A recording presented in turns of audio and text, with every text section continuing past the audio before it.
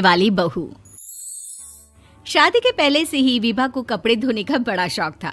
कभी नल के नीचे तो कभी तालाब के पास। अरे मेरी नीली वाली लुंगी नहीं दिख रही है। विभा की अम्मा कहाँ रखी है लुंगी? अरे वो तो विभा ने परसों ही धोकर रखी थी आपकी अलमारी में, देखो वहीं होगी। वो ना मैंने आज धो दी, मुझे लगा कि गंदी हो गई होगी। अरे कैसे गंदी हो गई थी, उसे तो मैंने पहना भी नहीं। हे भगवान, इस लड़की के कपड़े धोने की आदत से परेशान हो गया हूँ मैं। जितना तो घर में राशन नहीं आता उससे कहीं ज्यादा डिटर्जेंट पाउडर का खर्चा है। इसकी शादी करवा दो, शादी जाए अपने घर में ही करे काम, फिर चाहे घर के कपड़े धोने हो या पूरे गांव के। हाँ ठीक बोल रही हूँ, देखता हूँ मैं कोई लड़का। वो दिन भी आ जाता है जब विभा को देखने लड़के वाले आ जाते हैं। लड़की मुझे अच्छी लगी। होने वाली सास कहती है, बेटी अगर कुछ पूछना है तो पूछ लो। वैसे तो हमारी लड़की बहुत ही शर्मीली है, जो बोल दो वो मान लेती है, इसे क्या पूछना होगा। अरे कैसी बात कर रही हो माँ, मुझे इन लोगों के घर रहना है, सवाल तो कई है। हाँ हाँ बेटा पूछ लो ना, क्या पूछना है। आप लोगों के घर कपड़े कौन धोता है? सास का मुंह बन जाता है। देखो अगर तुम ये कहना चाहती हो कि तुम्हें कपड़े धोने नहीं आते तो सुन लो, कपड़े मैं ही धोती हूँ, लेकिन तुम्हारे आ जाने के बाद मैं रुमाल तक नहीं धोऊंगी। अरे चुप रहना भाग्यवान, बहू बेचारी घर आई नहीं, उसे डराना शुरू कर दिया। वो क्या है ना बिटिया, अभी तक तो ये कल्लू की माँ ही धोती थी, लेकिन अब तुम्हारे पापा तो दहेज में वॉशिंग मशीन देंगे ही। तभी विभा की माँ बोल पड़ती है, सवाल भी पूछा तो क्या। वैसे भाई साहब, मशीन की तो फिर भी कपड़े धोने की कैपेसिटी होती है। मतलब जो बिटिया दे रहे हैं ना विभा, इसे कपड़े धोने का बहुत शौक है। ये आप लोगों के क्या, आस पड़ोस गांव मोहल्ले सबके कपड़े धो दे और उफ तक ना करे। बाहर देखा नहीं आपने कितने कपड़े सूख रहे हैं, सब हमारी बिटिया ने ही तो धोए हैं। बस भी करो ना माँ, शर्म आ रही इतनी तारीफ सुनकर। और तो और एक दाग निकाल कर दिखाओ तो मान जाओ। हाँ अच्छा माफ करना बेटा, मैंने गलत समझा, हमें तो रिश्ता बहुत पसंद है।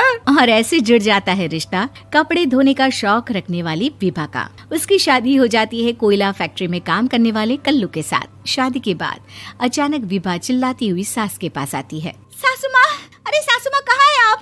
ये तो धोखा है, धोखा दिया आप लोगों ने मुझे। इसे ससुर के चक्कर के बारे में पता चल गया। अरे तो उसमें तुझे क्यों धोखा मिला है? अरे नल में पानी नहीं आता, कपड़े कैसे कब धुलेंगे? अच्छा तू पानी नहीं आ रहा उसकी बात कर रही है। तो आपने क्या सोचा? कुछ नहीं। अच्छा तेरी माँ ने कहा था कि कपड़े धोने का शौक है तुझे, याद आया मुझे। शौक बोलकर कपड़े धोने वाले मेरे जुनून को कम ना आके सासू माँ, कपड़ा धोना मेरा गुरूर है। तभी पति भी वहाँ आ जाता है। अभी मैंने इसे सनी देओल की फिल्म दिखाई है, उसी के डायलॉग मार रही है माँ। अच्छा सुन, साफ साफ बता रही हूँ, पानी सुबह 4 से 6 और शाम को 10 से 12 आता है, समझी? विभा टाइमिंग सुनकर हैरान हो जाती है। ये क्या भूतों का मोहल्ला है? सुबह 4 बजे उठकर कौन कपड़े धोता है? 4 बजे टंकी में पानी जाता है, फिर सारा दिन धोना ना, किसने मना किया? अरे कैसी बात कर रही हैं? 200 लीटर की टंकी में कितने कपड़े धो लूंगी मैं, सुबह ही उठ जाऊंगी मैं। अब क्या था, विभा सुबह 4 से लेकर रात के 12 बजे तक कपड़े ही धोती रहती। एक रोज सास पड़ोस से निकलकर कहीं जा रही होती है कि साथ वाली कहती है, हाँ कल्लू की माँ, जरा ये बताओ कि 2 साड़ी है, 2 ब्लाउज और एक पेटीकोट और एक नाड़े वाला लंबा कच्छा। हाँ तो?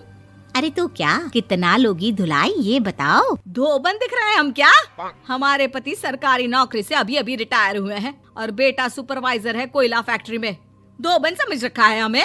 हाय रे कल्लू की अम्मा, माफ कर दो, वो तो मोहल्ले में यही सब बता रहे थे कि तुमने बहू को कपड़ा धुलवाने के काम में लगा दिया है। सास को पड़ोसन की बात सुनकर गुस्सा आ जाता है। वो घर पहुंचती है जहां घर के बाहर ही इतने सारे कपड़े सूख रहे होते हैं जितने कि किसी धोबन के घर पर। अरे ओ कल्लू की दुल्हन, बाहर निकल। माँ जी यहीं आ जाओ, बाथरूम में चादर धो रहे हैं हम। अरे अभी हम धोते हैं, तुमको बाहर निकलो। ये आस पड़ोस वाले बोल रहे हैं कि हम बहू से कपड़े धुलवा कर उसे कपड़ा धोने वाली बना दिए हैं। अरे छोड़ो ना माँ जी, किन लोगों की बातों में आती हो? आस पास के लोगों का तो काम ही होता है कि वो किसी तरह सास बहू को लड़ा दे। बहू सारे घर के कपड़े धोती है, ये क्या कम है? बोलिए। सास को भी लग जाता है कि वो बहू का ये सनकीपन नहीं छुड़वा सकती, इससे अच्छा है कि खुद ही चुप हो जाए। एक रोज सास और बहू मंदिर जाते हैं, जहाँ सास की साड़ी वहाँ खड़ी भीख मांगने वाली से मिलती है। माँ जी क्या बात है, आपकी साड़ी उस भिखारन से कितनी मिल रही है ना? हाँ हाँ देखो तो, दोनों की साड़ी मिल रही है। क्या बात है कल्लू की अम्मा, तुम खुद को तो अफसर की बीवी बताती हो और ऐसी सिंपल सी प्लेन साड़ी पहनकर घूमती हो। सिंपल और प्लेन नहीं है ये साड़ी। तो क्या सोने के धागे से फूल बने हैं? कुछ भी सासू माँ, कुछ भी। हाँ बने थे इस साड़ी में सोने के धागे से फूल। मेरे पति लेकर आए थे मद्रास से स्पेशली मेरे लिए 10,000 की। ताहे भाई साहब इस भिखारन के लिए भी सेम टू सेम साड़ी लेकर आए होंगे 10,000 की। सास उस वक्त तो कुछ नहीं कहती, लेकिन बहू के साथ घर आती है और अलमारी से एल्बम निकाल कर लाती है। ये साड़ी देख रही है, ये वही साड़ी है जिसे मैंने अभी पहना था। इस साड़ी में ये जो चमकदार फूल दिख रहे हैं ना, ये सोने के धागों से काढ़े गए हैं। लेकिन तू लोकल वॉशिंग मशीन ब्रश से घिस घिस कर सारे फूलों को निकाल कर साड़ी प्लेन कर दी। मुझे माफ कर दीजिए सासू माँ। और तो और, जब मैंने तुझे तेरी गलती के लिए कुछ नहीं कहा, लेकिन तूने तो सबके सामने मेरा मजाक ही बना दिया। क्यों? बहू को समझ में आ जाता है कि अब से उसका कपड़े धोना बंद।